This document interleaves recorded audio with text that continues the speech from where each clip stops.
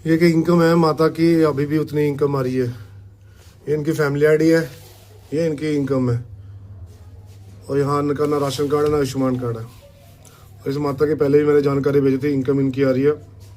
बहू की इनकम भी आ रही है इनकी, लड़के की भी इनकम आ रही है। चलो लड़का तो कमाता है, इनकी खुद की भी इनकम आ रही है। और यहाँ पर लिखा हुआ है वेरीफाई बाय सारी सेक्टर कमेटी। देखो बहू की तो आईडी चलो अलग थी, पहले इन्होंने मिक्स करवाई है। चलो 25,000 रुपये आ गई होगी, क्योंकि जिसने अकेली आईडी बनाई होगी तो उसने 5,000 मेंशन कर दिए होंगे। पर अभी भी हटी नहीं है। दूसरा इनके लड़के के, चलो ये तो काम करता है वहाँ पर दुकान पे, इसकी इनकम आ रही है। पर आज भी इनकी खुद की भी इनकम आ रही है वहाँ पर।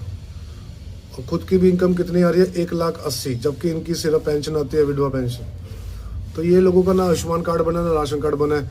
और 3-3 4-4 साल हो गए, सिर्फ वेरिफिकेशन ही नहीं हो पाई इनकी। तो इन लोगों की सिर्फ इतनी अपील है कि अगर ये कोई डेटा गलत है, कम से कम चेक तो किया जाए उसको।